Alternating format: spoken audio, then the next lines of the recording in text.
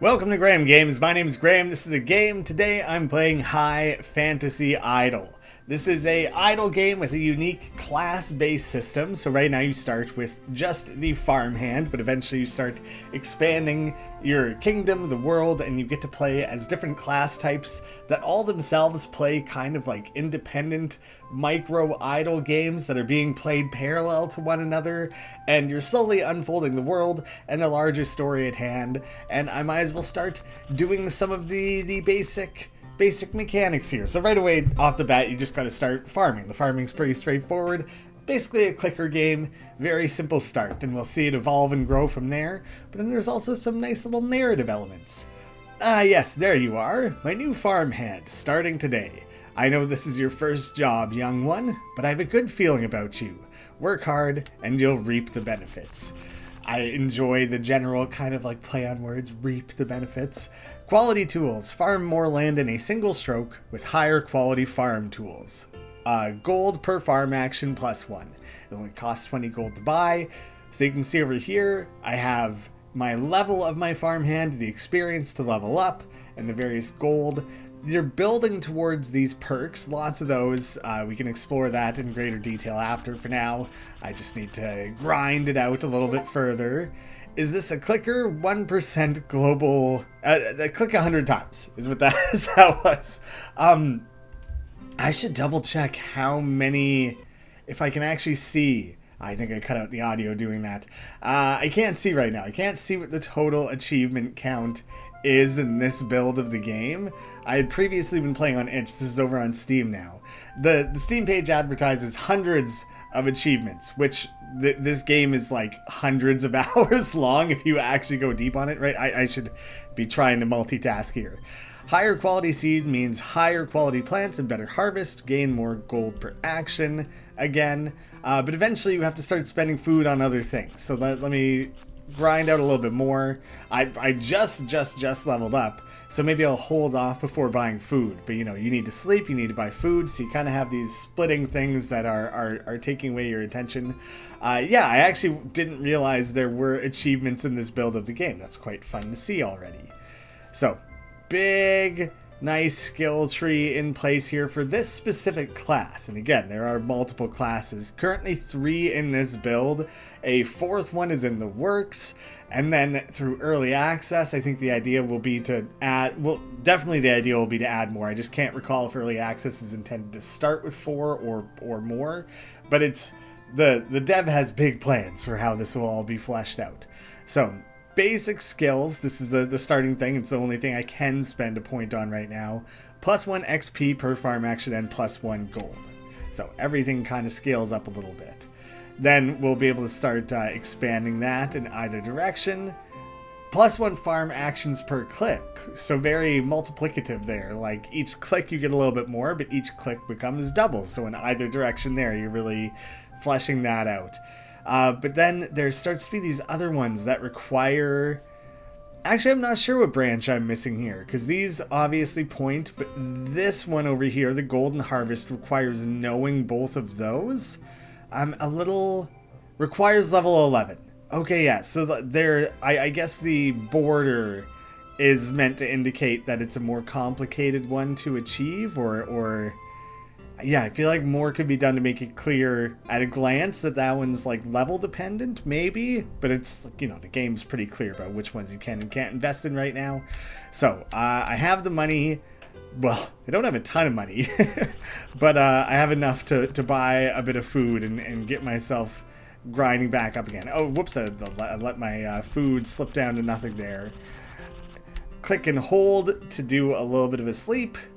Which, that one doesn't actually have a cost to it. You're not spending your gold or anything. You're just getting a little rest in. Wake up. I'm so close to this. So, hearty lunch. Prepare a more filling, nutritious lunch.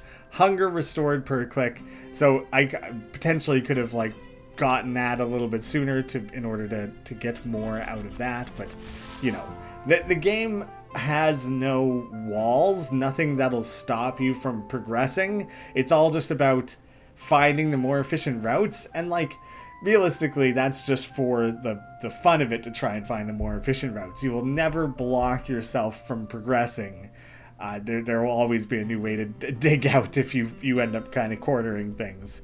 You are improving. I wouldn't be able to keep this farm up without you. You're very welcome, Master Farmer. I think the 2 per click sounds really good. I feel like that will scale up like really quickly, so I'm going to dump into that really hard. I enjoy seeing the amount of things that are, like the amount of decimal points that my gold is coming down to, like pennies. So a real bedroll. I've been sleeping on just a stack of hay or something up until this point, I suppose. Improve the quality of your sleep, but by not sleeping on the floor. Yeah, I'm just directly on the hard ground then. Funny that like I upgraded the food just before or just after needing to eat a bunch. I upgraded the sleep just after needing to sleep a bunch. It's kind of just funny the way that that's been progressing, just the timing of it. Yeah, I'll invest before it. Like, I'm a little ways away here, so you might as well spend the perk as soon as you can. Extra XP and gold per second, actually. Oh wait, per farm action. So now, this is the first time I added a passive quality. So the game is a clicker, but now at this point, we've added a passive component to the progression. So now, if you were to decide at this point on, 5 minutes into the game, that you wanted to dock this into your taskbar and go do other things, the game has a heavy idle component. That's why the game is hundreds of hours long, is that you're expected to get in there, manage things, do a little bit of active contributing, but then it is an idle game. You can leave it to play on the side and progress over the course of like weeks or months. People have been playtesting this game a lot on itch for a long time. The dev is constantly evolving it and working on it. And people have logged a lot of hours into it, which is super cool to see. And it excites me to go deeper into it. Because I've only seen like just a little bit of the other classes. I haven't gone that deep on it myself. So basic plow makes land preparation much more efficient. XP per second +1, gold per second +2. So I'm spending all that time reading it. There's a valuable seconds that I could have been milking more out of. I'll take a quick nap though. Hard day's work. I don't think there's any sense of day. I don't think the game is tracking seasons or anything like that. Not that I can see. It's funny the way that kind of, as you click it, technically for that microsecond during the click, that was changing, but it's maybe a little bit distracting to watch it try to live update over there. I feel like those could be treated as like fully passive and maybe not be linked up to the active side of things. Oh, nice. I was just about to buy food, and here I am earning the perks again. Big jump up in the passive component, which my understanding, and I think I'm right about this, these add +2, these add +4. It's not that you're raising it to +4, it's +2 +6 total, is my understanding. But the skill, Golden Harvest. Next bonus, harvest a bumper crop, increasing all XP and gold gains from passive and active effects by 500% for 5 seconds. So let us learn the bumper crop. And then, right, here it is up here. So cooldown 30 seconds. So I think if I sleep up first, make sure I'm stocked on food. Then I think I activate this, and for 5 seconds, I click like a complete madman. The fastest my fingers can let me. I need like, when I had my laptop before, there would be the trackpad and the mouse hooked up, and I would try and click both at the same time to try and like double click in games like this. So, I'm gonna run out of food first.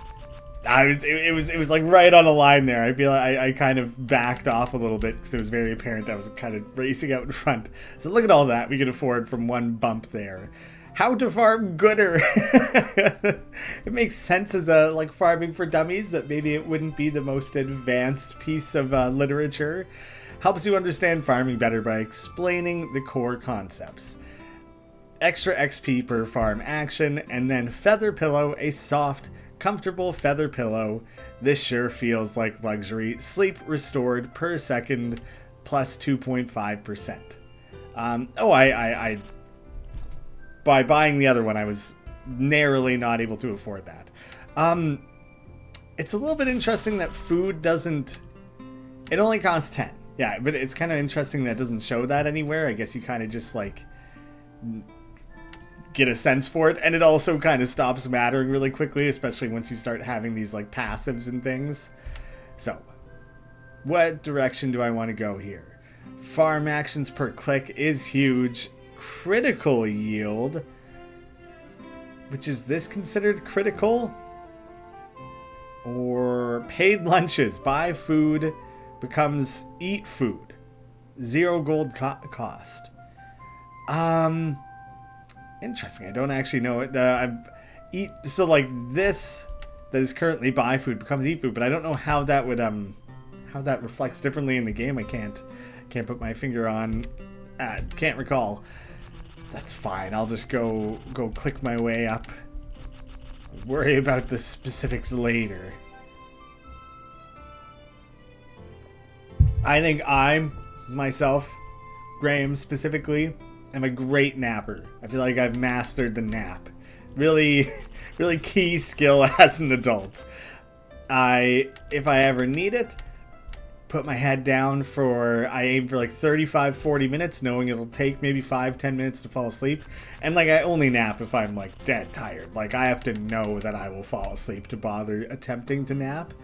But I think I'm a hardcore napper. So leveling that up and seeing the naps really coming into effect, getting better and better there, feels true to myself. So I had room to buy food and then come back and click again during the power-up. You have come such a long way in these last 12 minutes. I'm getting old, and I'm looking... you're aging rapidly, man. I can see it in your face. And I'm looking to pass the farm down to someone eventually. As much as you have progressed, you are not ready. If only we had more time. Wow, really? I didn't expect him to come at me with that, you know? You've grown so much. You're doing so well. I appreciate everything you do for me. But you're not getting squat. Work boots. These new work boots will let you move around the field so much faster. Farm clicks per action. And we have a new investment to make. I'm going to do the buy food becomes eat food. Oh, so it's just the fact that it costs nothing now to do it. Yeah. Okay, so my second time reading it, it's like, yeah, never mind. How that is described and what it achieves is quite clear. I don't know, maybe overthinking it before. So that 10 gold limit now becomes nothing. It's not actually a real limit.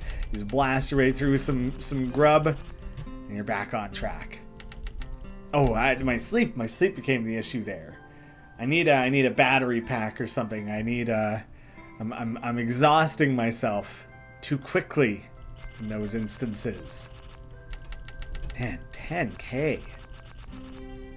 All of a sudden, the scale of that is like, okay, now I am needing to refresh these base resources relatively frequently.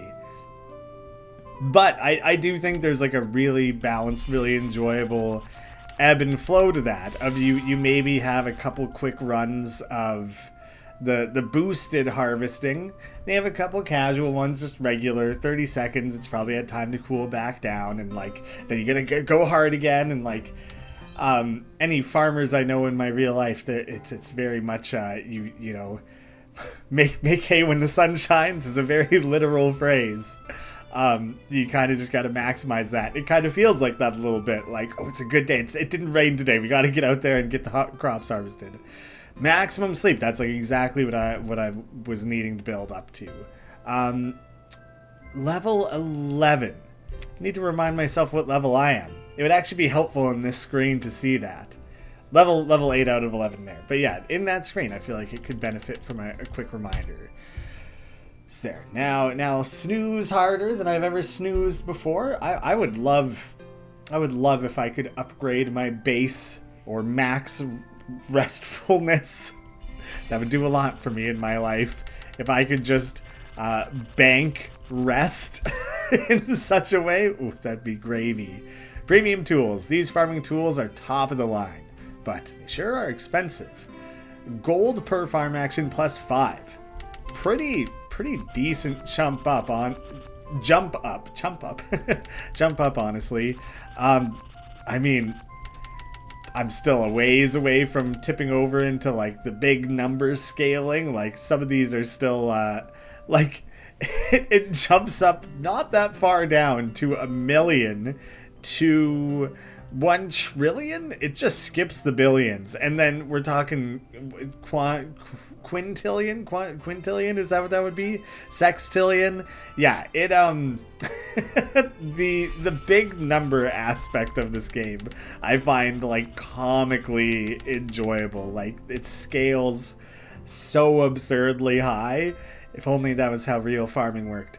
99 tricks for better learning. So the book is a little bit more adeptly written this time around. Which I like that the farmer and farmhand at this base class has a version of this that I realize I should buy it, but I want to revisit it in a second, so I'm just gonna do things while I'm talking at the same time here. That one of the classes is the researcher, and so eventually you reach a point where you have a class who is specifically making more advanced books that feed into your other classes to help them become stronger, more efficient, more effective. And so I really like that the game in the starting class has these really basic, like my first book style like introduction to the concepts. So plus XP per farm action plus 5. So let me buy that one up and do another quick boost here. We've leveled up again, got another perk to spend shortly. Let's can I sleep at the same time? I can. Perfect. Farm actions per click. Ooh, you can invest. Yeah, some of these you can invest in multiple times. I feel like that is also maybe something that could use a unique border type of a one-off versus a thing that it could track for me. Like obviously you can see when you hover it, but I feel like it could be tracked by having notches on the border or something to that effect, like right along the top there, like a little bit of a 1, 2, 3 that get colored in. Or I feel like there could be a way to represent that, or a progress bar that is 3 slots rather than that little sliver of a thing like the. Anyway, I think there are ways that could be like shown at a glance again. Let's see, adding more passives, which would let me get. Ooh, that is nice. So yeah, I think I want to go up here so I can go towards this one soon. Like 2 clicks per action, great, but plus 8 XP and 10 gold per action. Farm actions per click. Yeah, so like if I invest in this first, then that becomes so much more valuable. It's a fun thing in a game like this where weighing out what you want to invest in first, because like realistically literally every investment you make is going to be a pretty meaningful boost to that overall scale.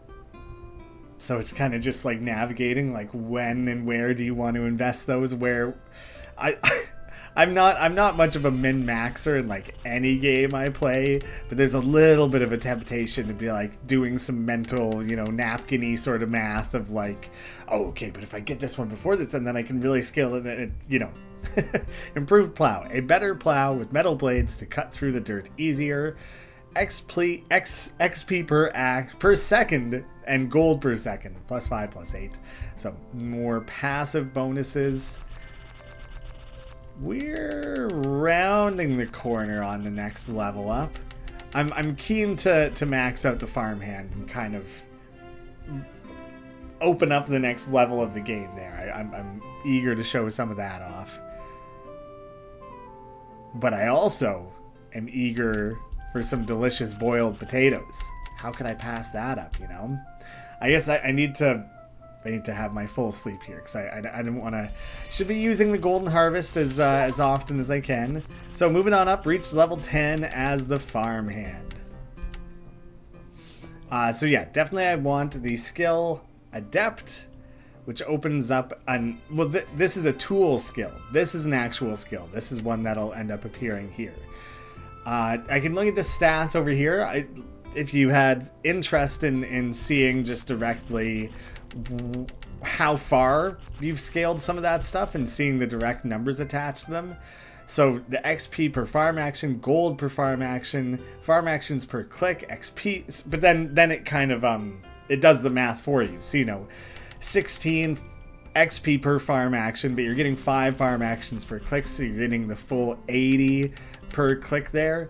The fact that you don't have to actually do that math, that the stats are there waiting for you, like in such a number heavy game, having such a convenient option to review where that's at is very much appreciated. Critical yield, I don't have anything yet. The auto farm offline speed, I actually don't know if that just means when you kind of have the game docked and you're not playing. I think that might mean if you fully have the game closed, like you're logged out of it. I'm not 100% on that right now. I haven't played around with the passive of this game really.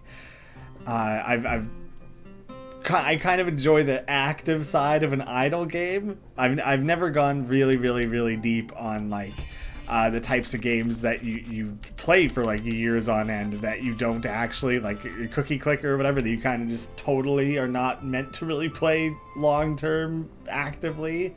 Your sleep, your hunger, stuff. Lots of useful stats there.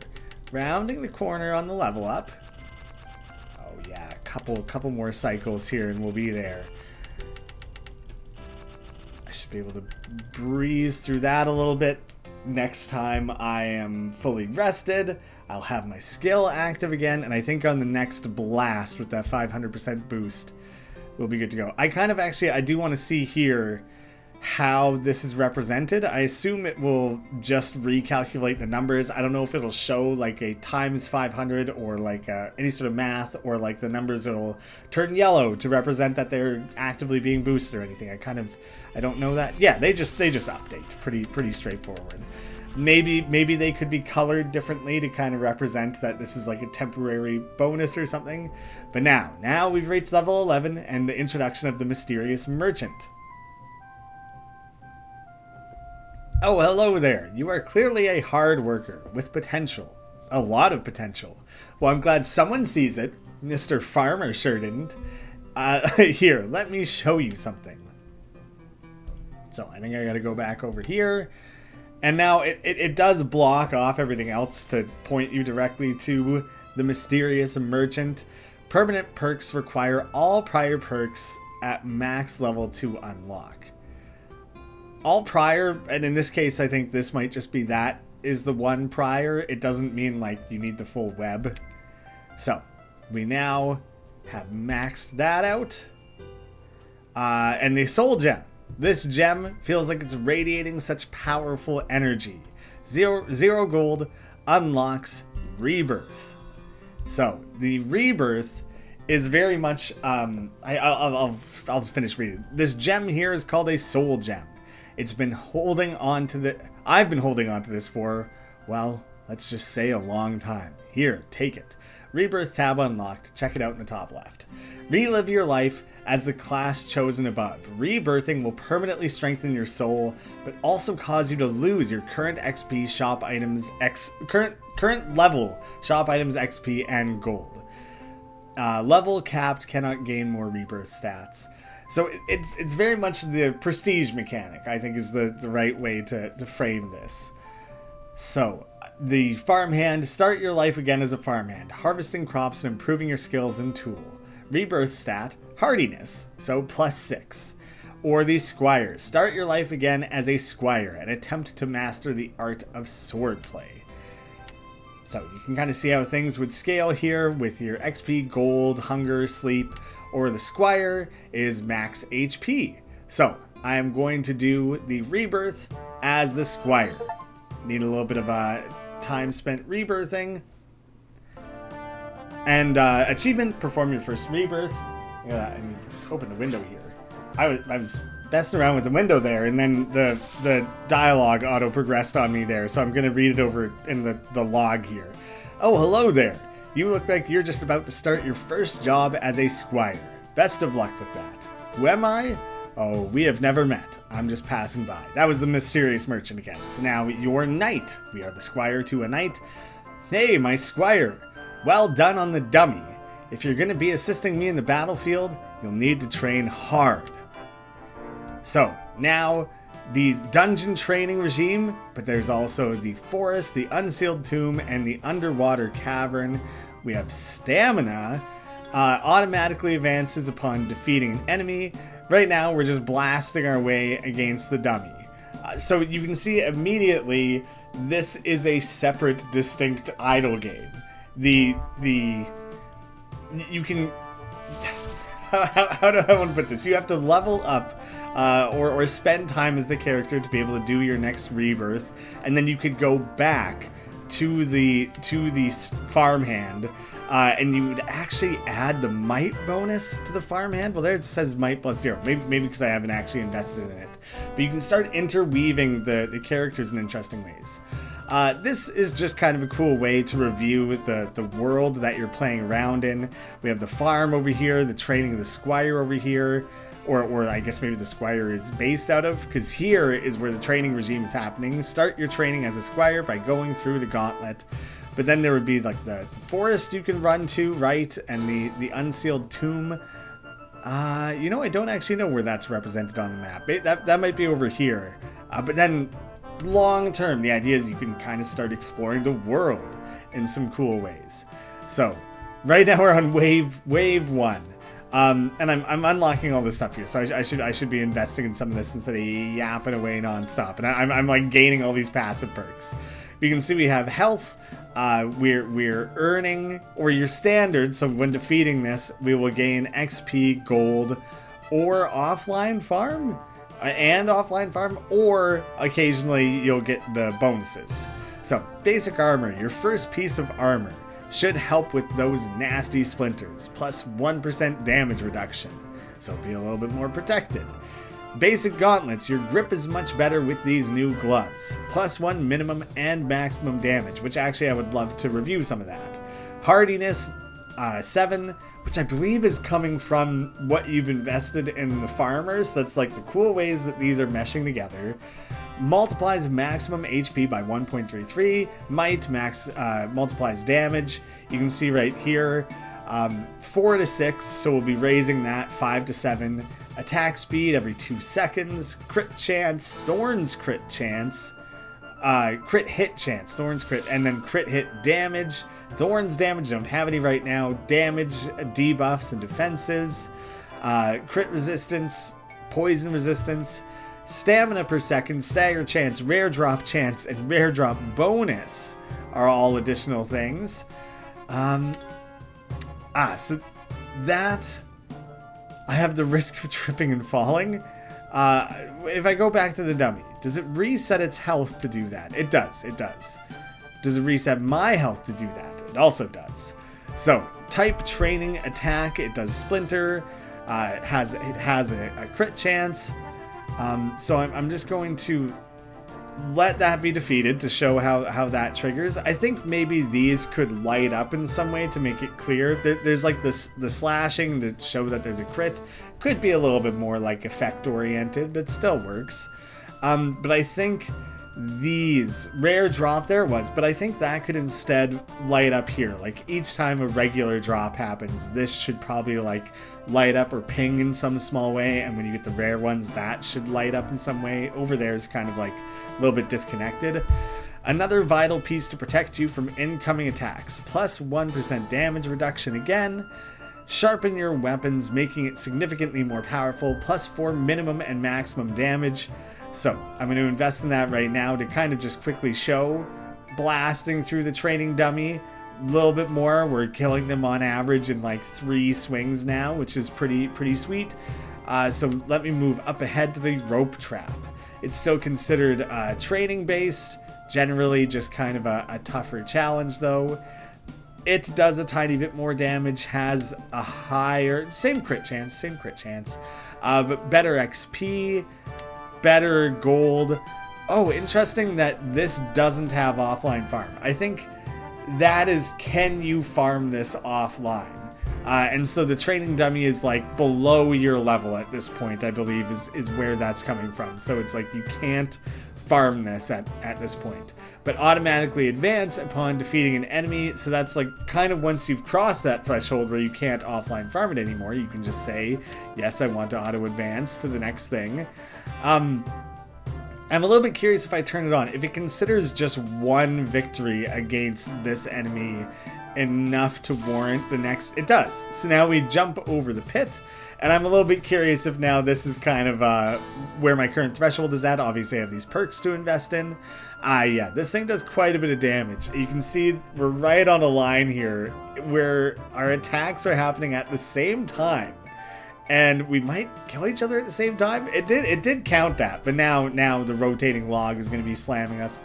I really love how it's presented, though. It's the training dummy, it's jumping over the logs, the trap, the swing, like that. It's these different ways that you're like running this base training of your stamina and your agility and your attack and everything like that. And then obviously when you go to the Goblin Forest, you'll be fighting like actual enemies. So let's start actually investing here. Basic training, min-max damage improvement, stagger chance, maximum damage, find weak spot, big bonus there. Yeah, plus 8 is big, so let's go with that. The minimum damage boost, which I kind of just want to remind myself, 10 and 20. So if I buy that, is it 20 and 20? Yeah, just do 20 damage every time. So suddenly now we're blasting over the pit. No longer a real threat. So I'm a little bit curious. It didn't advance that time. Didn't advance that time either. I don't know, actually. Gives you a vast amount of protection and allows you to better focus on your opponent. You can see there's a crap load of levels on the Squire here. Plus 1 damage reduction, plus 2 crit chance. We're a little ways away from affording the next thing. So, skill, spin slash, unleash a spinning sword attack dealing 300% of your maximum sword swing damage. Which, maybe... I'll do the skill, sure. I was wondering if maybe I should do like the well, now I'll just do it now because I just leveled it up. So I'll raise the max damage. Now there's a little bit of a separation on the min and max there. And I should be able to like bust that out every now and again. Was there a little bit of a casting time or something there? Because obviously I'm spending that is what that is. I think it takes a minute for it to be cast. So because it's 300% of your max damage, which means 72. I'm dealing 72 with that. The timing of it is a little spotty because like you don't want that to trigger when you're not going to get the most out of it. So basic greaves, protection from those especially painful blows to the shin, damage reduction again. Can I advance forward? The rotating log, the next level of the rotating log. Oh, did I turn off auto at some point? Is that what had happened there? Let's see if I can get the timing on that. I think this could benefit from better representing the casting time that's taking place. I'm picturing like cooldowns in a lot of games where it's kind of like this radial effect on the icon of like it's blacked out and then colors itself back in sort of thing. But that's usually to represent the cooldown. The casting time maybe would be like the frame around the skill. The border traces with like a light, like a yellow color or something, or blue, or something purple, something a little magical feeling, to trace that to make it really clear when that's about to trigger. First round of obstacles done. Good. Now let's see if you're tough enough to make it through the advanced gauntlet. If you can, your final test awaits. So this keeps not it's like turning itself off. So back to the training dummy, jumping over the pit, the rotating log. But we've been clearing the rotating log, right? At least I felt like I had been. One more of those. No, I feel like, oh, there. It's, I hadn't seen that it's showing down there. So regular sword swing, and when I activate this, it happens after, it like queues up after the next sword swing. There we go. Okay, so there, that's my bad. Just a little bit of blinders there was missing where that is being represented on the screen. I don't know why the auto advance thing seems to be turning itself off. If I turn that back on, now we've moved forward to the rotating log, but then maybe I get defeated and the game ends up putting me back to the previous thing. I think that's it. So rather than failing over and over and over again, it pushes you back. And but then it turns off the auto advance, so it's not like the game will win, then move forward, then lose, then move forward. Like it won't automatically bounce back and forth. So that's that. I've learned better now what's going on there. Basic arm guards protects your arm from vital injury and gives you the confidence to strike true. +1 damage reduction and +2 to min and max damage. Added perk. The stagger chance and crit chance, that only adds stagger. A lot of that path is all stagger based, max damage. Better skill options down that way. Let's go with the stagger and crit combo. I feel like having both would obviously be good for you. Still a little ways away from this. I don't know precisely how it's being calculated. Is it each bit of experience? Or like for this specific character, it's each time I defeat an enemy, but I don't know how, if that is linked, if it's kind of its own thing that's being calculated as you're fighting and working through things, or if it's basically a direct measure of your level. I don't know. I'm not 100% on that. I think I want to try to stick with the Squire long enough to at least get the next pat on the back from the knight. I live for that. I live for validation, or until I don't know how far away I am from entering the Goblin Forest right now, actually. So I don't know if that's really what I want to be waiting on. So let me try and see if I can queue up enough skills here. Yeah, look at that. Killing the log, which huge XP bonus on there, but not really a ton of gold. The gold is a little bit out of reach, really. See, now I almost want to lose, because I know that I can kill this thing, kill this log, if I am able to use 2 of my spin slashes. That doesn't reset my stamina though, so it's the stamina really becomes the limiting factor there. Brace for the next attack, doubling your damage reduction, blocks enemy debuffs, better max damage, better stagger chance. I'll do the better max damage. I think if I just keep boosting that, and you can invest in it multiple times. Yeah, and I'll be able to go for these min and max bonuses really soon. Oh, I'm in recovery right now? Is that because I just got killed? I think that's because I got killed. So probably I shouldn't be attempting to passively farm the rotating log.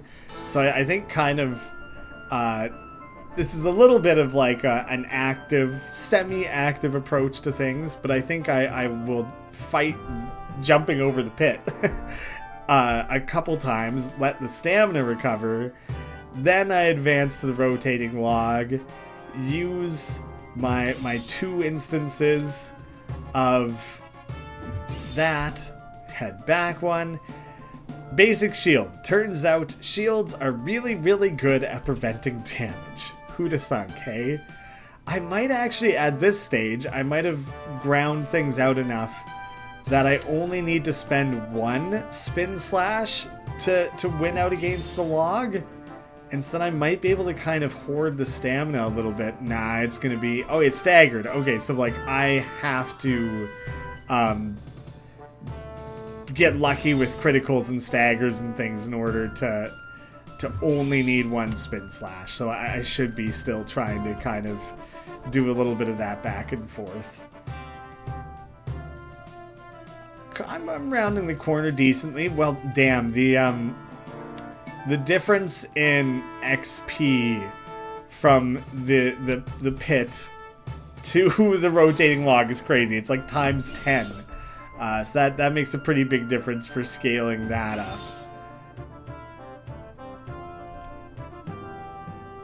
Can I get away with it the way that I've spaced that out? It's going to be iffy. Oh no, I got critical. Alright, that counted as a kill for me. I'm landing a crit. Spin slash. How much damage does this do? Okay. So and it can't. No, sorry. For a second I thought it was a 0. No, 10% chance for critical. Because the spin slash boosts your maximum. It's specifically your maximum. Yeah, that makes me want to invest more deeply in the maximum for now, and then I can worry about scaling the minimum after to kind of match that up a little bit.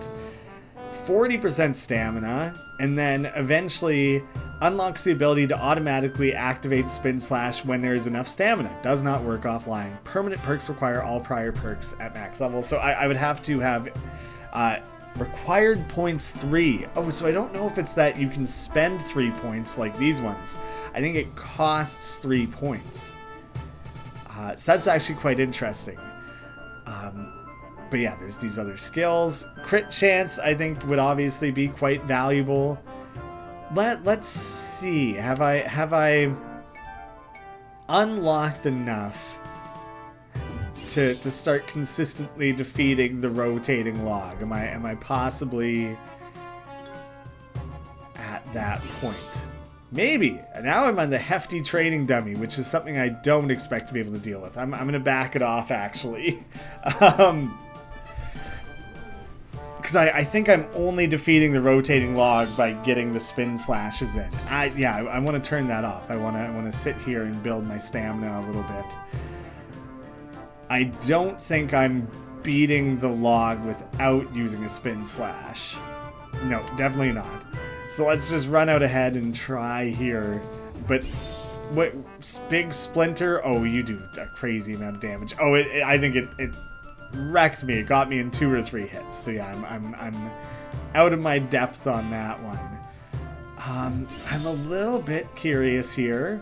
Maybe I should wait. I'm such a long ways off from the next tier there. Although my damage reduction right now is only 7%. It's not even like anything big or crazy. I'm a little bit curious. You can't go to the forest. Hefty training dummy. That might be the end. The fifth might be the last one in this like bracket, this tier, this area. So I think I got to grind this out a little bit for the experience. Even though the gold accumulation is a little bit difficult on this path. You're not really raking it in by any means. Nice. That 300% times 40, 120. So it does like half of this thing's health. Pretty sweet. So if I get one of those in per matchup, then that seems to do it. And when you kill an enemy, you auto recover your health. So like right there, it's on the line that thing might kill me, but then you recover, you're good. Reach level 10 as the Squire. I'll add to my minimum damage now. So now I should just be generally better off, better able to blast through some things. I'm a long ways away from leveling up again now, though. Brace for next attack. Are there alternate? What other defense? Let's see. Min-max damage. Oh, but I have to get to the stagger chance first. Then maximum damage and rare drop chance, damage reduction, thorns, damage reduction, The damage reductions are kind of hard to get to, but they seem like they'd be valuable. Training Mastery buffs against training enemies. 10% damage, 10% damage reduction, 20% damage reduction. And then eventually the Goblin Mastery. And presumably that would kind of continue to build outward towards these other deeper options, but like I'll be notably far off from those. You know, this might have been very directly tied to basically 10 levels. Like 10 levels is what you need there. I'm not 100%. See, you can rebirth and get that total damage bonus and then work your way up through things faster. The typical prestige system that you might expect. I think though, if I love this system. I love the way that they interlace the characters, that you can have hardiness and might as the squire. The squire received the hardiness boost from rebirthing from over as the farmhand. So now, leveling up to 10 as the squire, I can rebirth back over to the farmhand to add might, XP and gold per farm action, adding an extra 15% to that. So I'm kind of pushing up against a bit of a wall on the squire. Like the next level on that is like notably far off. So now the best thing for me to do is to go over here and grind up through these levels. It'll be the same tree. But interestingly, ooh, Destiny. It's already maxed. That one stays in place. That one's not something I guess I was it titled Destiny before? I'm questioning that very heavily. But yeah, it makes sense that that one stays kind of locked in, I guess, remains where it was at. Let me try and grind my way up to that 400 to get the sleep bonus before I bother sleeping, if I can get away with it. There we go, perfect.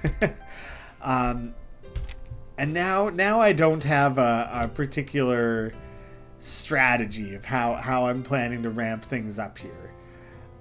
But I kind of just wanted to do a quick review of these stats. So, the hardiness multiplies XP and gold 1.33, divides required hunger consumed by click, so you're actually blasting through food more slowly by having that added hardiness. So the rebirth added hardiness to this character as well. I actually wasn't 100% if it was only applying to the character you were rebirthing as. It is investing in all of your different classes, which is kind of a relief. I couldn't remember how that worked, and it's a nice equitable way to kind of a rising tide raises all ships or whatever. You know, the rebirth is beneficial across the board, and then it's just like, who do you want to play as next? That's how I'm interpreting that, and I'm pretty sure that's correct. I should probably go invest some of these perks that I'm roping in.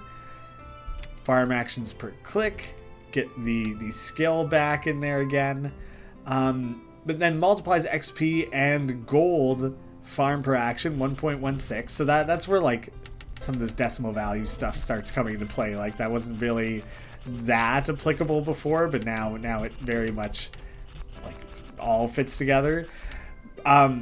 But now these multipliers, I do appreciate how this is presented, because it is the base value of that you have achieved, and then it shows you directly how those multipliers are facilitating that scale up and enhancing what you're working towards. That's like an overly complicated way of explaining that the numbers multiply and go up. the big numbers go up is intertwining. And even those passives, the passive numbers are getting those sorts of bonuses as well. Critical farm actions per click, I think, is a big enough one that I'm going to invest in that next. And so yeah, I think the rebirth must be tied to basically every 10 levels. And so, oh crap, I wasn't paying enough attention to maximize that as intended. 2 farm actions per click, 3 farm actions. I should just really barrel down that trajectory. So here, each click is effectively getting you closer there. When you're playing as a squire, then you know the way that those trade-offs are working, or not trade-offs, just the pace of it, the pace of every matchup you're having against the different enemy type. It takes a little while. Right now, I have that passive accumulation helping me build towards that. But then here, you know, I've done it. I've just earned a rebirth stat, and to the best of my knowledge or understanding, like, you might as well just rebirth once you have that, because you're going to carry over those benefits and gain so much for it. So here I would be adding a bunch of hardiness to gain a bunch of max HP. Because we're scaling up so quickly right now, I think what I want to do actually... Oh yeah, I could... Oh man, I could invest in each of those multiple times. Oh, the click per action gets a little nuts there, doesn't it? Or action per click, I guess, is a more... and it didn't actually take to level 10. So now I don't know precisely where the how that's being accumulated. I'm ripping through food. That's... one of these might have been like buying food becomes 0. No, that's not what I had in mind. Was one of these like less food per click? Cause like, holy cow. Cause each click is multiple farm actions, and I think I am the amount of food that each click cost has gone up. Right? Because now I'm up to 10, like 10% per click, and I'm actually ripping through whoops, I'm just not meaning to do that. I'm ripping through sleep in the same way. Yeah, I thought it was like the straight escalating bonus. So it's a little bit hard to make use of the skill effectively now, because I'm ripping through those stats. Yeah, that's a little tough, actually. I was trying to scale this up to a second point so that I could play around with the possibility that you could maybe spend 2 rebirth points at the same time. But I'm starting to think maybe that's not how that works. I'm in such a habit of rapid clicking that I keep accidentally clicking that like numerous times. So I was having the least restful, most restless sleep possible. Just so much tossing and turning going on there. I'm curious. I think I want the visual aid here, so I'll point this out in just a second. Like, when I level up and gain the perk and it has the bracket 1, I think it would be useful to let you know how many rebirth points you have. I actually can't find on screen anywhere where that's being represented. So I think I might as well rebirth. I'll go. Well, now all of a sudden I was at 70%. That does reset. So that kind of makes me wonder if I should have stayed and tried to get that up to 2. Genuinely uncertain. I don't know 100%. I'm curious now with this extra investment, which is 1.5 times HP. Not bad. Like, pretty good, I'd say. I'm curious how far that gets me. Like, I auto-advance through the trading dummy very easily and probably kind of always would have. Is that enough to also deal with the rope trap? It seems like it will be. Oh no, did I get beaten there? I guess I did. I'm a little bit surprised. It seemed like I was cruising. 3 to 4 damage, 6 to 8. So I doing that is a little bit silly because I forced a reset on things there.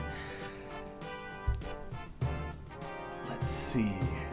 Yeah, I'm quite a long ways away from rebirth, but I feel like I kind of want to rebirth as the squire to get that damage raised in this early stage where you're only dealing 2 to 4 damage or whatever, that's not really contributing a lot.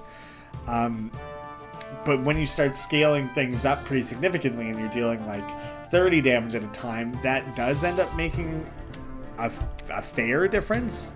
Not anything groundbreaking, not wild, but I want that. I want to be like grinding that out and raising those values.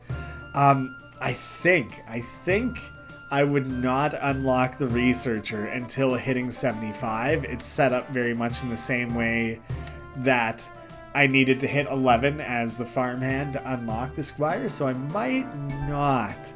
It's like pretty far off. That would be it's intentionally a long form grind to get up to that level. Like, probably you shouldn't have 3 various classes unlocked in like an hour's play or whatever. So we'll see. I'm gonna try and loop myself around for a couple rebirths, and then we can play around. Do I want to navigate this in a different way than I did before? That max damage bonus right away is huge. I should go towards that sooner. The 10 and 10 is big. Those are only individually 10.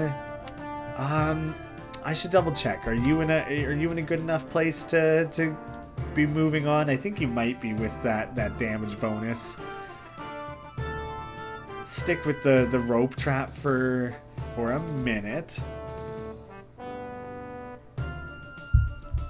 I think that's the pit. I assume I will not be prepared for, and that's fine. I'll let that take place.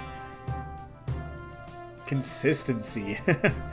The spin slash was good, so I probably do want that right away.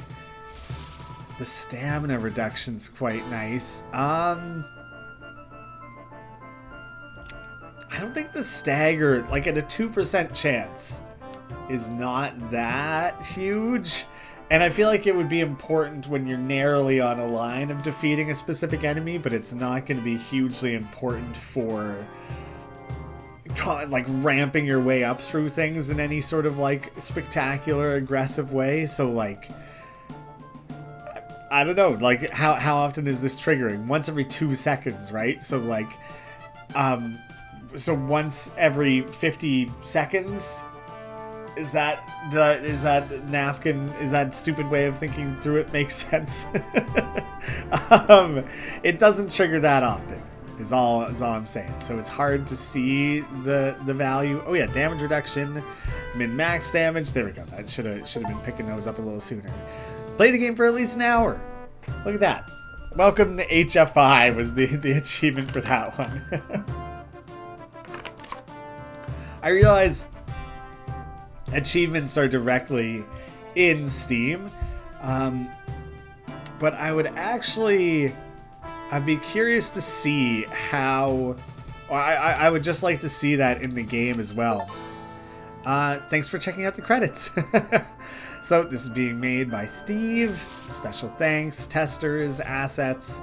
I'm gonna look at some of that soon here, actually. Cool. I like seeing the split between the different classes, the rebirth time it took to gain last rebirth stat.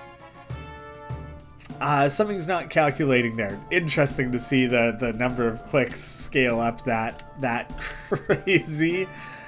Yeah, I'm gonna build towards the weapon adept.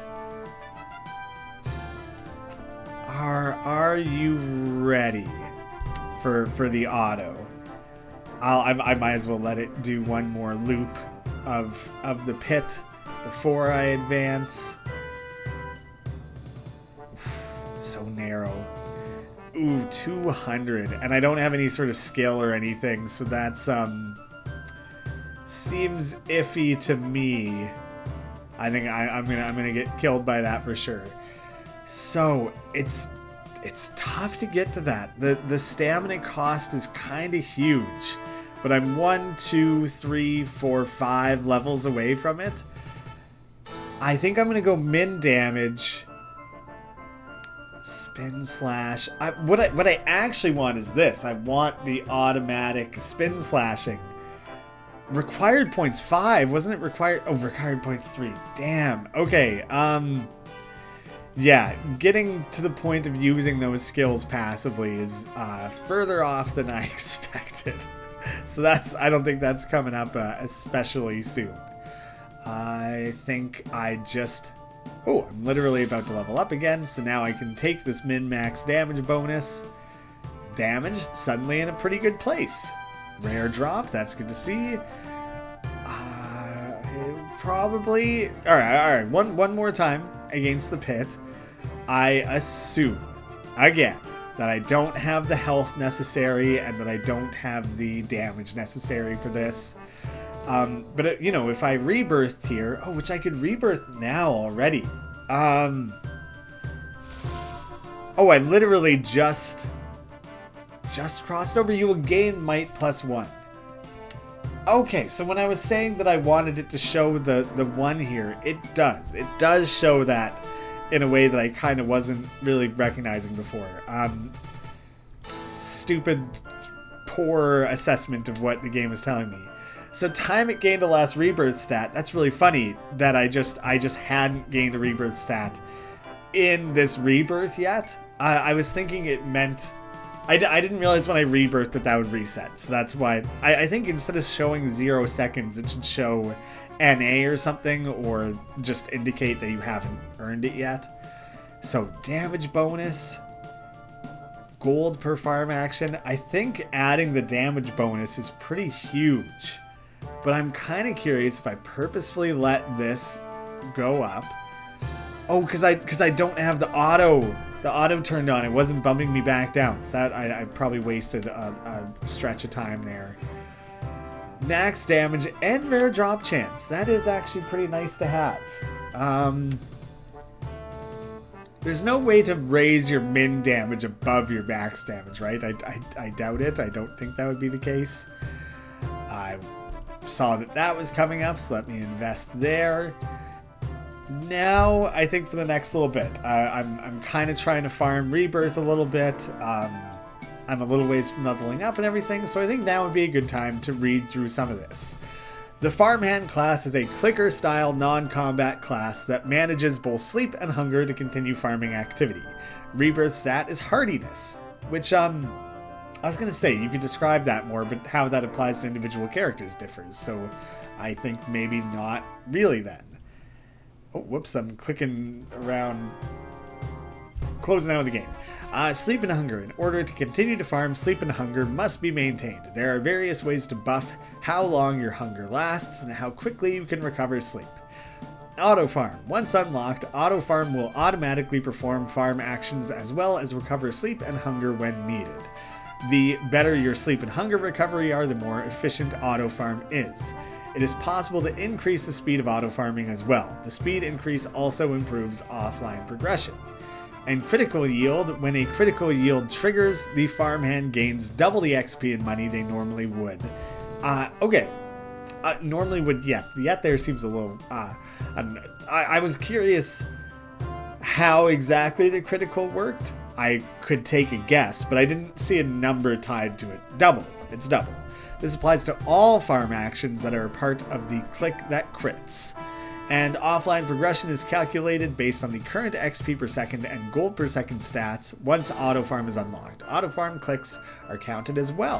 Offline progression is accrued up to a maximum of 24 hours. That's quite interesting, actually. You can't just do it indefinitely. You do have to check on the game every now and again to invest some of your stats and things. So you can't just install the game once, raise to that level, and then log off for a month and make significant progression. The game is idle. You don't have to be you can have it open. You can be doing other work and kind of just have it off to the side. And you could still be making that progress. So you're not totally shackled to needing to check on this game in some sort of like mobile-esque continuousness it is done in a way that is designed to let off a little bit and give you some space. Let's go up to the rotating log. I think I've raised my damage a significant amount, but this thing still does quite a bit of damage, and I don't have very good damage reduction. Oh, see, I think it could be made more clear. Like, I think when you successfully kill a thing, you can tell that because you gain XP and gold and such. I guess when you get killed, you have the recovery. But you know, there's a little animation for the crit and things like that. That was my clawing, the clawing of the crit. But I kind of feel like there could be a little bit more ways of representing when you've killed the rotating log. You know, like this little section of the UI, the health or whatever, could do a little like just a little screen shake. Maybe not shake the whole screen, because I feel like in a UI heavy game that might be a little obnoxious, really. But just like a little thing there to represent that you know, have it kind of like pop up and drop and fall and like fade out, and then the next log comes up into the queue sort of thing. So I think there could be ways to more effectively, more directly represent the outcome of that battle, regardless of which way it went. Here, when both of these are happening at the same time, and I think you kind of, there's like the mutual destruction, like here, like with the min damage, I think that like there was high odds that we would have killed each other. It seems like the game favors the player, which I appreciate. But then in an instance like that, it was like definitely I was out ahead, definitely got the kill, the win. I'm so far off from achieving this, but having that skill does make a pretty substantial difference. So I feel like that is still where I should be investing. It's cool. It's interesting to see. Oh man, just got absolutely slapped around on that. So I'm not especially close there. What even was I trying to say? It is interesting to just feel the ways in which this has scaled up, and that I'm more easily cruising through this. The better health, the better damage from the rebirths. It is coming around in a way that is pretty easy to see and feel. Yeah, I must have earned a second rebirth at some point, so I think it's time to... Now I kind of am moving through it relatively quickly. Now that I have the spin slash, by the time it triggers, because probably by then I would have done at least one damage, and then I squeeze in one spin slash, and then there's just narrowly enough time for the stamina to recover. I take that back, not quite true. But it's kind of on a line where... I see, that was the wrong time to use that for sure. That I'm suddenly kind of flying through the rebirth stat in a way I definitely wasn't before. So now it makes me want to commit a little harder to that and take the time to get the extra rebirth point. I should be trying to trigger that as close to that thing being at full health as possible. My timing is out of sync here, so I'll defeat this log. It's in a game where, like, you know, all this stuff is so passive. It's so funny to be trying to be so careful about that. Like, it just is going to... The losses are minute. We're talking scales of seconds in a game that's designed to be played for weeks. Okay, so they're huge damage boost. Or XP and gold per farm action. Do I go back to the farmer again? I think I'm going to rebirth the squire. I think I'm going to stay there for now, because I kind of want to see how that starts to scale. Now all of a sudden, 3.5 to 7 is peanuts, you know, it's nothing really. But now even just the base level guy here should be able to deal with the rope trap. That's seeming like a non-issue.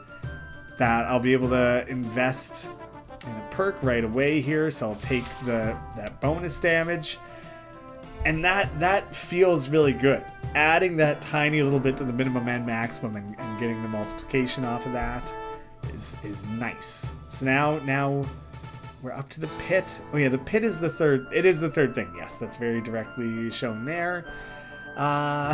So I haven't scaled so unbelievably that the earliest 3 waves can be cleared that quickly and effectively. Kind of in a funny position, because like the base stats, as you know, the young squire really just aren't that good. So even when you have the hefty rebirth bonuses, it's just not making that big of a difference. Oh, I'll be just shy, right? Come on, fingers crossed for the rare drop. Which it would be nice actually, maybe if it showed. Probably it shows here, doesn't it? I got the rare drop. Hell yeah. Yeah, take that damage bonus. The rare drop is probably shown here, isn't it? 10% is the base. That's actually better than I thought it would be. Min-max damage. That now the max damage has scaled up like pretty significantly. I'm gonna buy that out of order a little bit so I can continue to ramp that up nicely. Now I want min damage. Minimum damage. There we go. The consistency. So now I'm a little beefier. This is what I'm talking about. Time to move on. Rope trap. I think you're clear. I think you're no longer where I'm at. Oh yeah. Look at that. Just sailing through.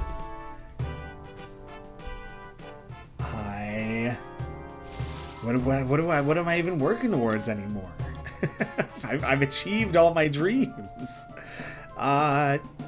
Yes, I think going to the adept is huge. The more I can feed into my existing rebirth multipliers, the better. Let's see. I'm able to afford a couple things at a time. I just go for I'll just buy them in order there. I don't think the choice would have made that dramatic of a difference. What is some of the stuff that I haven't been able to get? Damage reduction, some min-max damage, some crit chance down the way. Big boost to min-max damage coming down there. I like the different like scales of armor. I just love loot in games, so having that represented in the upgrades is quite cool. Metal buckler, quality whetstone. Holy, for a chill 9.9 quintillion. You know, they didn't round it up to 10. They made sure it was nice and affordable. Then for that huge bonus. And then, funny, the damage reduction, once you've achieved whatever it is, 10, 15%, must make like a crazy substantial difference. Because it scales so slowly, so that it must be more impactful than I'm imagining. I would love some rare... There we go. There's a rare drop. I was just looking at that and just thinking like, ugh, I'm a little ways away. And I want to get to it quickly because the jump in the XP earned at this measure between wave 3 and 4 is like times 10, like I said before. So there we go. Getting to that is huge. Get the weapon damage bonus right away. So now I should be able to deal with the log pretty consistently, if not always. Yes. So, flew back up to that in what? I think about 5 minutes we're back to wave 4. I love that feeling. I think a lot of games, idle games that have a prestige system, it's built around playing the game for hours, if not like days, and then you circle back around to getting... I I don't know, circling back around maybe, but you like invest in that and then start over and you grind it all out again. I think the way this game handles the rebirth, that I could trigger it again right now, that I've already crossed over to that again so soon, is a really, really cool way of approaching it, because it incentivizes a little bit more active play, that you can sit here and scale notably more quickly by actually taking a bit of time and working towards that. And I think that's just like well handled. I just enjoy it. I enjoy the way that that's been crafted. It's like a really thoughtful design, and the classes feeding into each other was always right away to me the big sell point of like, oh, this game is doing something special and cool and different from what I've seen, from how I've seen other idle games approach these problems and this long-term scaling. And I know the dev has big plans for the range of classes you'll eventually be able to play as, and the amount of different opportunities they are for those to plug into one another. It's just outstanding. It just fascinates the hell out of me. I think it's so cool and so well done. So it's a big part of why I was excited to show this game off. And this is still just a play test. The things will get further enhanced and reworked for the demo. Then we're talking early access. This is like the idle lover's dream. I think this is a game that idle fans are going to get kind of obsessed with, and it might kind of become like the idle game that they play going forward. I know that the developer is like an idle fanatic. There's someone who throughout his life has played a crap load of idle games, and I think you can see that in the lifeblood of this, especially in the variety, the fact that this one game is like multiple idle games. I gushed about all that at the beginning, and now here an hour later I've gone back to gushing about it because it's cool, it's smart, it's unique. I just realized it says ding every time. I've somehow never noticed that before, and it's something kind of comical about it. Wait, where's my min-max here? Okay. I will not outpace, although I could, right? I'm gonna find out what happens. I'm gonna level up. The next time I level up, I'm gonna invest in my min and see what exactly happens. I'm also gonna try the dummy. I kind of suspect taking way too much damage. Yeah, still not there. Damn, the dummy is a really hard limiter, isn't it? Oh yeah, we rounded back to the next rebirth again. ×2. Like, that starts to be really like, ooh. I don't know what that, it's just significant, I guess. The multiplier is so huge. Damn. It just it's so funny in a game that is all UI and stats and numbers to feel powerful. That's a lot easier to show in a game that has animations and a character that physically equips loot and has effects work that can layer into all that. Like, all of that is much easier ways of representing that scale and power. And I don't know if that would ring true for absolutely everyone playing this game, but someone who I think, like, before doing any sort of YouTube or game publishing or anything like that, my background was in biology, which is a very statistics and data driven science. And so a game that leans into that, to being so data driven, is just satisfying. Ooh, I hadn't even played around with this. Honestly, I was looking at that and just thinking it was like the icon for the game. Total game progress, 3%. 89 out of 2.5 thousand. Ooh, okay. So I was like, am I earning things that I could be, if I select this, will I get a rebirth point or something? But no, it's just showing you the drop down. So that initial farmhand scale was up to 11, but then the roof is 80. Rebirth stats obtained, There's 196 per. That's insane. I guess because each time you go through a round of level ups, then you earn 1 rebirth. Anyway, the way that scales up is mental. Max shop items obtained. Yeah, I guess I haven't made it that far down any of those. Max perk points spent. Wow. Oh my gosh. Okay, the skill trees scale up more than I realized. Squire enemies defeated. I'm like nowhere near that. 7 of 90. There's currently 90 achievements in this version of the game. Let's see. Did we just break things here? 50 to 50. No, it doesn't break it. If anything, I kind of just wasted that. I cornered it a little bit. And hopefully the game is calculating the math in a way that when I invest in raising the max, that, because right now I think it went from like 44 to 50, even though I invested 10 extra. So hopefully the game has tracked that in a way that I haven't created an accidental limiter, that the math will be mathed after the fact to not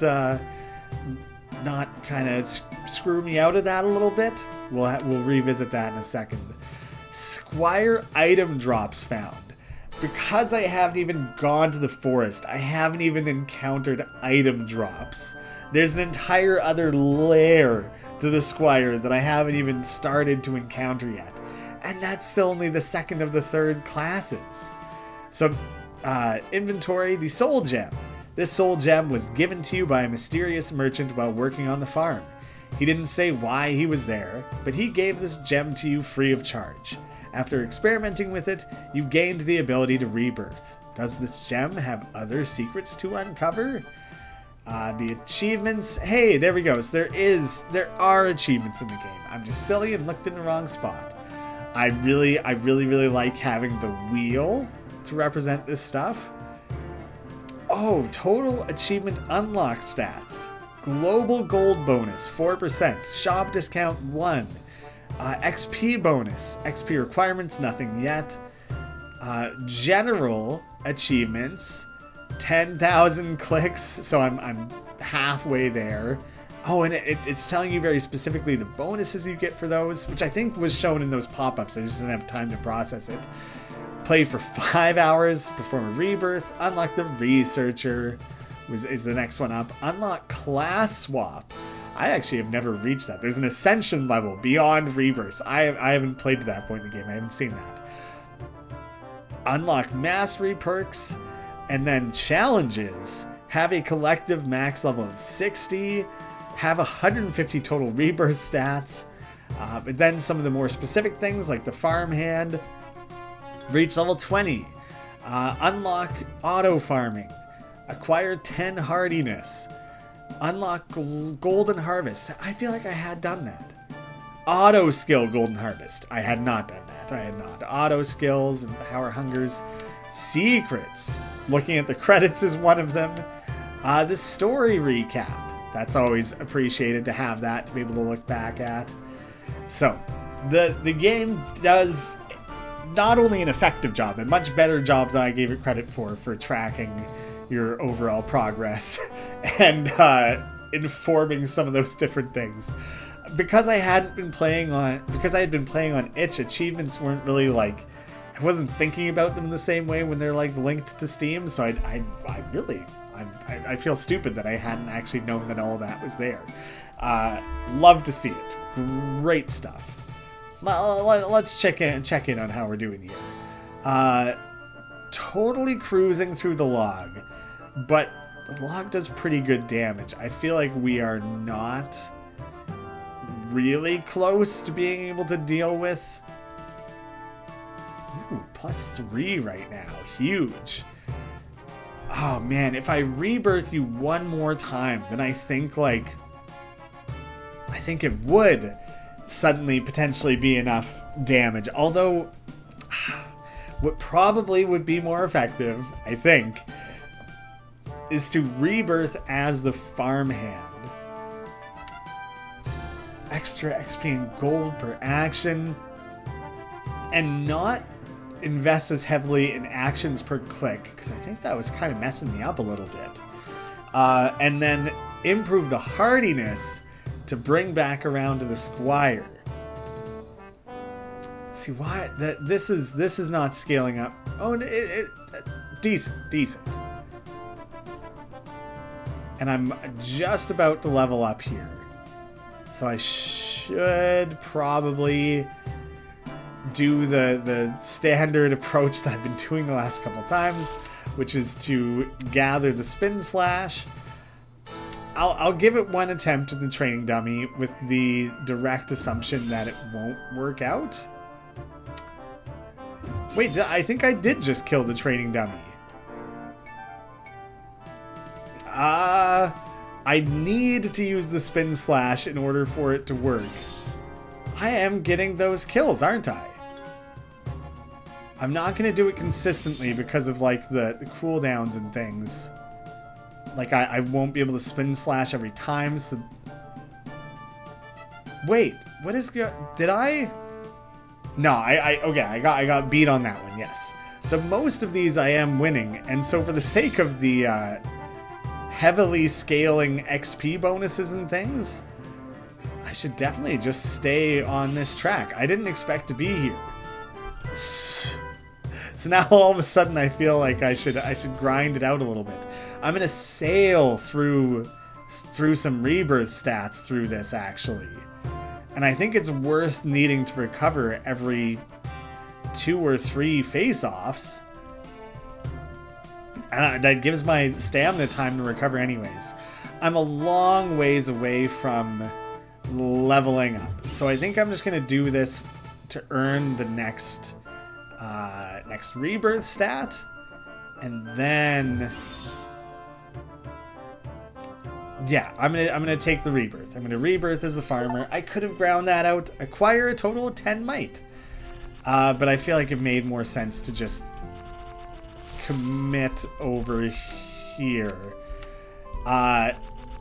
Very satisfying to, within 1 round of food, I'll do 1 extra farm action per click. To sow... in just a handful of clicks, like scale this much through the perks and everything. Yeah, I like the way that is connecting. I had been saying it before. I have to sneeze.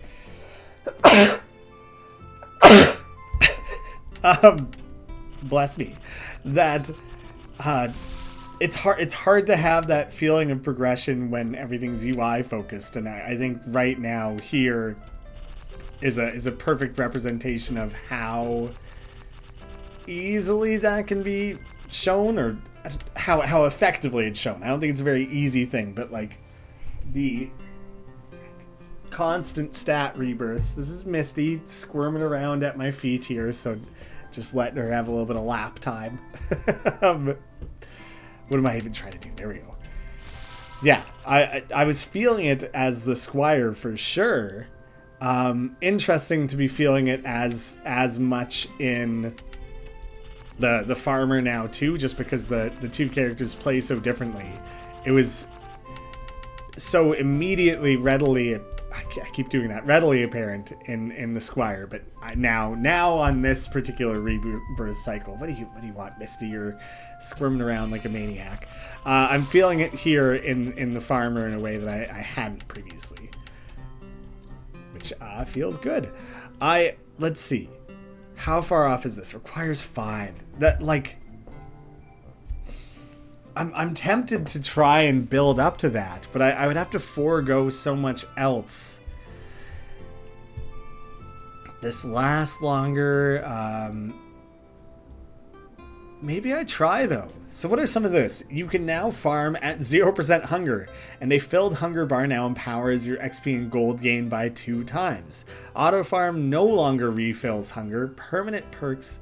Damn, okay, that's a complicated way of navigating things in a different way.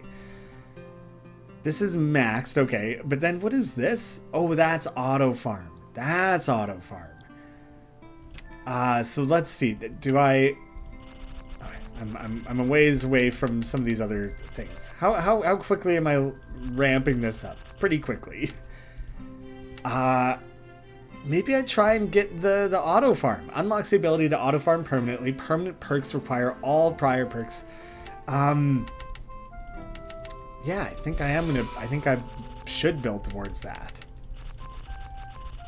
Investing in like the auto harvest or whatever had potential, but I feel like that's where I want to head instead. Skill, burning the midnight oil. Push yourself as hard as you can, making your farm actions not consume sleep or hunger for 10 seconds. So you can pair that with the golden harvest in a very direct way. I like that. I find that really interesting. And I think thematically, like the naming of that is quite funny and also just like makes sense. So midnight oil, and then I'm gonna do the auto farm. I didn't realize actually how close I was to taking the farmer to the next level. Although the funny thing is that, like, realistically, I wasn't that close. It's, I think, only because I rebirth things like crazy that we reached this point. So now look at that, like the amount that we just did in that short amount of time. Because the multipliers on this, the XP per action and everything, like huge, crazy. Ooh, that's satisfying. Love how that's coming together. Auto farm it is. +1 global XP as well. Is it not a clicker? That's quite funny actually. So I am not 100% certain actually on the auto farm. It'll automatically perform farm actions as well as recover sleep and hunger when needed. The better your sleep and hunger recovery are, the more efficient auto farm is. It is possible to increase the speed of auto farming as well. So I think specifically, auto. So now all of this is very, very fully automated, and eventually these things can be automated, right? That was automatically activates on cooldown, and presumably you'd start. Its cooldown is reduced. Oh, it's 45. It doesn't say the cooldown here. I think that's a little bit interesting because this one didn't it? No, it doesn't show the cooldown. I feel like it could inform the cooldown in that context in this menu. Activates burning the midnight oil when golden harvest is activated during auto farm. Very interesting. So I think this very much is built around just the game playing itself, so you can make the game even more idle than just those typical passive incomes. Like you can invest in those perks that passively. I'm a hand talker, so this is great for me. That you're passively earning gold and experience every couple seconds, but then the auto farming lets you get the more active version idly. What I wasn't sure about is if the farmer would continue, farmhand would continue farming while you're playing as a squire, and I think that's not the case. I think you have to have that class selected, but this one is a permanent upgrade, permanent perk, so it just does its thing now for forever. And anytime I have this character, if I want to, but I can also obviously just switch back at any point, which for the next little bit here, to like the amount that I can manually cram, clicking here outpaces the game pretty significantly, so like I might as well. So now added perk, where do I want to be spending that? The passive additions. Extra things per action, farm actions per click. Let's get more things per action. The per click was messing me up a little bit. I feel like I need an alternate investment path to, well, raising the max sleep was a big one. I feel like raising the max food or something would be useful in the same way. Just because I can cruise through those. Hardiness blasted through the roof in pretty short order here. That's actually really kind of wild to see, and I know that a huge part of that is comboing these two together is definitely where that's skyrocketing. This is a million away, over a million away still, which is pretty funny. So look at that. Look at the amount that we're able to cram up the hardiness in a scale of 10 seconds, like 15 seconds or whatever. Like, that's nuts. That's, I think I'll do one more of those, which this is kind of funny because it's plus a percentage. So the times 3 would go up to like times 6, right? I'm pretty sure I'm thinking through that correctly. Rather than making the player do the math on it, though, it might be useful to like just have an equal sign of what that'll end up being. But I understand why it's gone about it that way. I think I might as well do one of those while we're waiting on the midnight oil to recover. I kind of like the internal logic of like, well, you can't be burning the midnight oil every single harvest because then you're, you know, you need to sleep now and again. Cut yourself some slack. Give yourself a little bit of a break. You know what? I'm just going to activate it now. Why not? Juice my way up there a little bit more easily. I will now rebirth for that big boost of hardiness. Acquire a total of 10 hardiness. So now hardiness 14, might 13. Those things are really just starting to stack up quite fiercely. That base damage is looking pretty sweet. Cruising up in stats here. What I really want now in this preview of the game is I would love to scale myself up to the Goblin Forest. That's my new set target for myself. So I'm hoping to layer that in. Well, now I can give myself a little water break while I go cruising my way up the ranks here. You stupid log. What are you gonna do when I got 350 health, hey? I can show a log 1-4 now. It's 2. I gained 2 perks off of that. Look at me go. That's really satisfying. Okay, that's really funny to have auto-advanced to the hefty training dummy already. Not gonna work out, not quite there. Oh yeah, I don't think I invested the perk to double check the min-max thing that I was worried about when I had gotten up to 50-50, but I'm fairly confident the dev would have had that in mind. A lot of people have play tested this game, and so I'm almost positive that if that were an issue, it would have come up a long time ago. Surely I'm not the first one to attempt to buy things in kind of an oddball order.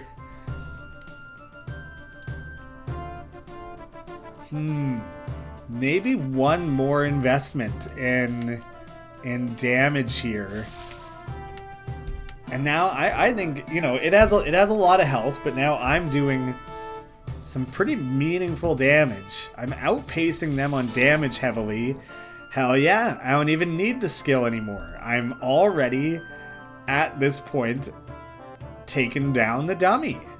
Good job, Squire. You're in a really good place. 64. Up to... one more than I expected. Alright, like 9 per. So that's scaling up pretty well. Max damage and rare drop. I feel like the rare drop bonus there is pretty huge. Oh, nice, okay. Stagger and crit. Max damage. I'll invest in damage a little more heftily. I don't know when the forest gets introduced, because at this point I'm just cruising through the dummy. So there must be a level threshold. 20, something like that, is maybe when my night will come back around. Put a little respect on my name. Let me out into the field. Where am I at with that max min thing? Yeah, so I'll do the minimum for the consistency, but then I won't try and break the game with any sort of further pushing of that. I'll just accept where I'm at. Oh, funny that there's a timer on that. That actually hasn't really come up. 30 seconds in this game. It's so funny because, like I keep saying, the game is weeks long. But in the context of your individual little grind, 30 seconds is lengthy. So I guess that's probably more important for the toggling the auto. Like if you are not matched squarely and it's taking that long to build up towards, then like this is not auto advancing in any sort of effective way. Raise the max. Now I can probably crit resistance. Like I can probably start thinking of more interesting ways to navigate this tree, perhaps. Crit resistance and crit hit damage. So that's also just resistance. Damage reduction. I mean, the game really makes me think that is valuable, but because I'm at the roof of the training and I'm not really like seeing that myself. I think the better investment is going to be in damage, because then I'll just kill more often. Every like 6 seconds right now is a pretty good pace. But I can push it higher, faster, better, stronger. Just give me a chance, you know? So +5, +10 minimum, +10 maximum. I think if I raise the maximum, then at least every now and again I might get lucky and do like almost 200. At my best I still am going to take 3 per, unless I get a crit every now and again. So damage reduction. I think I want to invest in the max one more time for the chance to occasionally kill it on every second hit. I think that'll be more effective for the farming of experience. I could also do the spin slash, but I don't recover stamina well. It is obviously like pretty key. And I guess the alternative is like really waiting for this and in such a passive manner. Wait, there's something after the training dummy? I just was so far, ouch hot. I was just so far from reaching it. That you must have to beat this enemy before it lets you access the next one. I didn't realize that. I was very just flatly assuming that 5 was the peak, because you went from the basic dummy to the hefty dummy. That felt like a start to finish to me. The hot coals, very funny. Okay. So I was thinking through that totally incorrectly. Now the spin slash has become important again. It'll take me a minute to get to there, which actually, do you know what I don't think I had done? Had I read through the Squire. Combat happened... Well, first, the Squire class is an idle style auto battler class that progresses against tougher and tougher enemies. Combat happens automatically between the Squire and the selected enemy. When the Squire defeats the current enemy, they are able to attempt the next strongest enemy by using the arrow selectors or by turning on auto advance. The Squire is defeated either by running out of HP or by running out of time during combat. Once the Squire has recovered from battle, the next battle will automatically start with a weaker enemy. I think it's time to do the spin slash. I'll finish reading that since I started on it. Damage reduction reduces the amount of damage the Squire takes by the percentage of damage So 1,000 with 25 becomes 750. Stagger gives the chance to cause the enemy to next attack to deal 0 damage. Critical hit, percent chance to damage the enemy based on your crit damage. Poison, many goblin type enemies apply poison. Poison does 50% of your max HP and damage over time before it wears off. Damn, so it will kill you in 2? It's like always. Poison resistance reduces this percentage of damage taken. There you go. Okay, crit resistance, rare drop. Bosses. When the squire reaches the end of a tier, a boss battle is required to be defeated to advance to the next tier. Some bosses have the ability to be defeated multiple times for item drops. Offline progression. Corruption. When the squire is affected by corruption, their attack bar displays a red outline that grows brighter for each corruption stack. Each corruption stack requires damage dealt by the reduces damage dealt by the squire by 10%. Getting to 10 stacks means the squire is unable to deal any damage. However, if 10 seconds pass with no new corruption stack applied, the stack count will go down by 1. Some enemies have the chance to apply corruption with their regular attacks. So that is pretty messy to deal with, honestly. Hell yeah. Okay, okay, nice. In that moment, when activating that, you get to see how much that's being boosted. So I'm at a point now where I can, as long as I'm triggering this.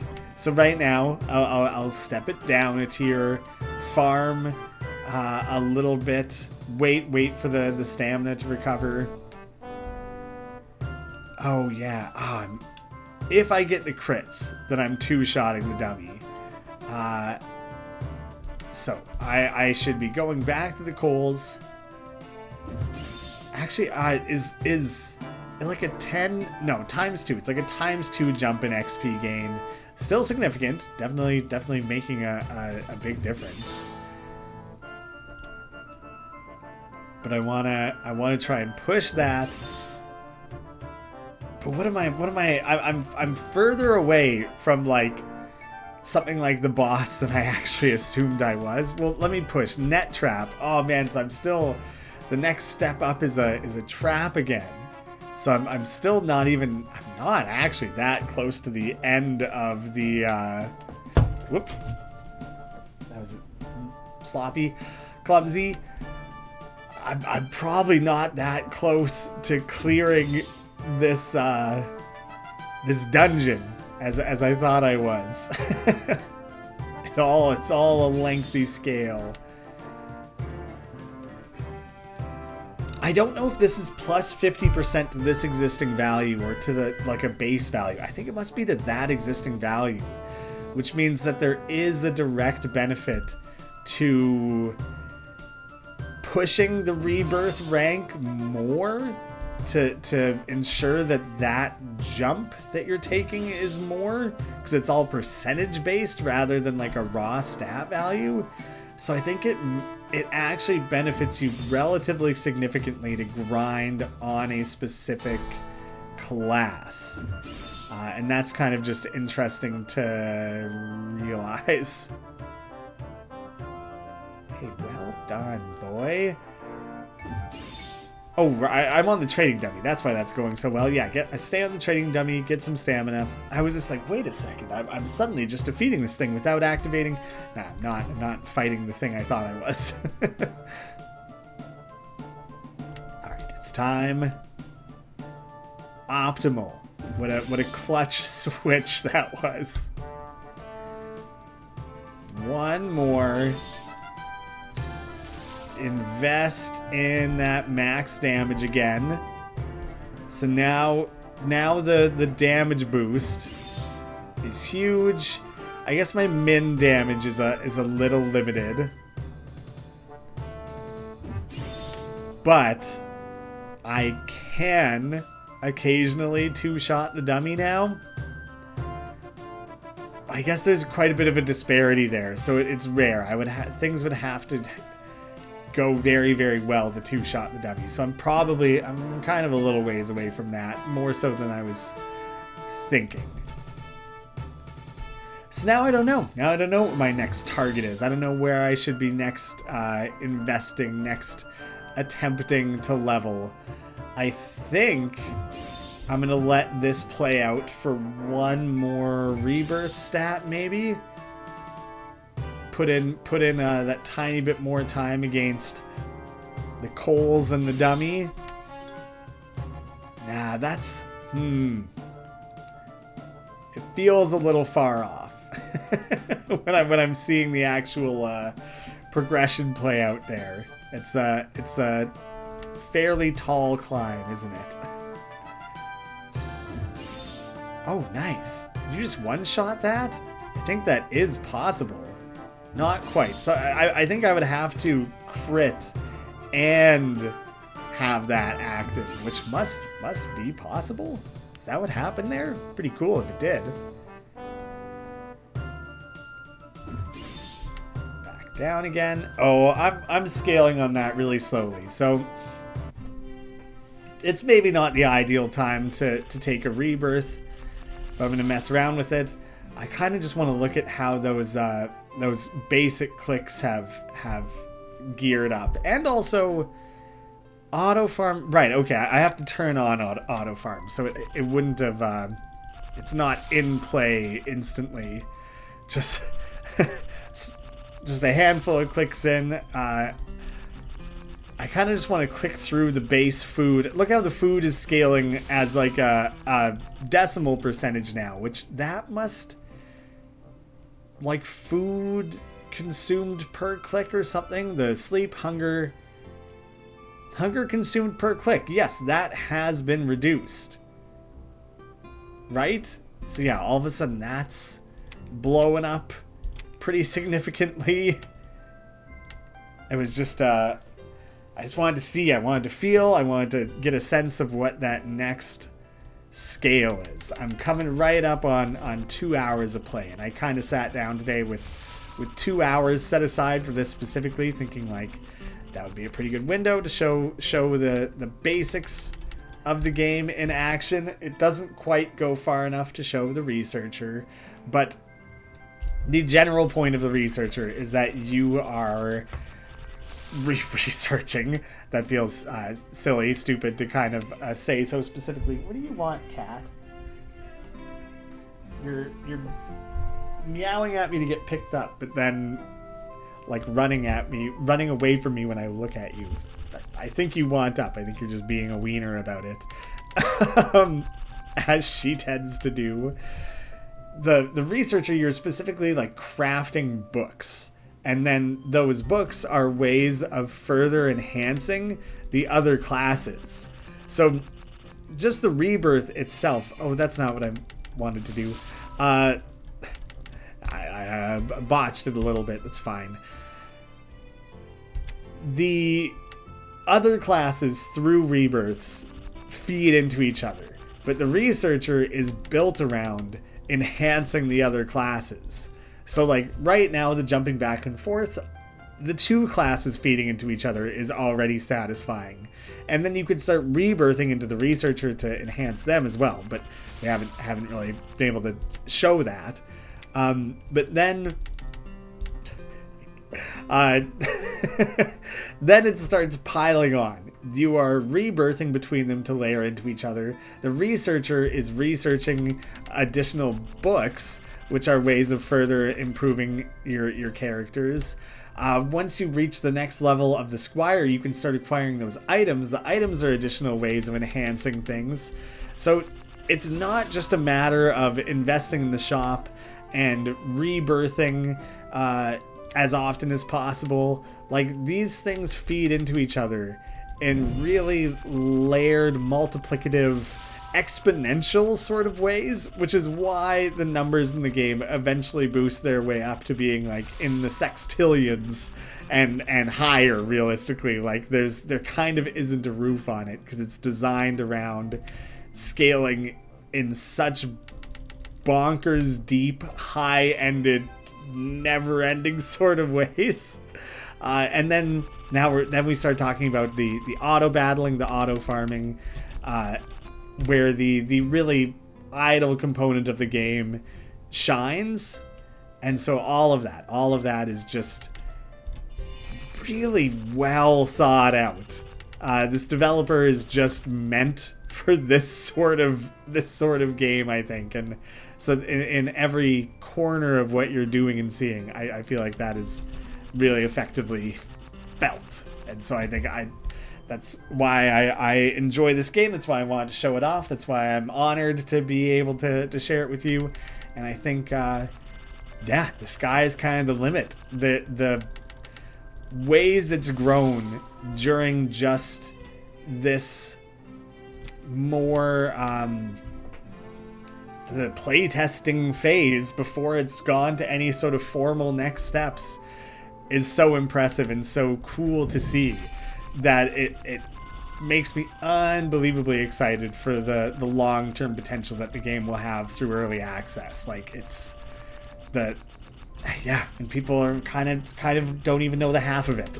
I had a chance to talk with the dev and hear a little bit of those long-term plans, and so it's not my place to be sharing what any of that is. I think he's teased some of it in his Discord, so if you see that link up there, it would be a great way to get involved, talk with other players, what are their sort of strategies, and give a little bit of feedback on maybe things you want to see added, quality of life features, what have you. Steve has been very, very active about paying attention to that and updating the game quite regularly to make sure all that stuff is finding its way into the game and people are having just getting the most out of it possible. So yeah, it's a very active, very well managed community. So that's something else that I should shine a light on and encourage people to participate in, because early access really is like, this game was so tailor-made for it, and I just am excited. I'm excited for that. That hardiness is scaling up big time for me here.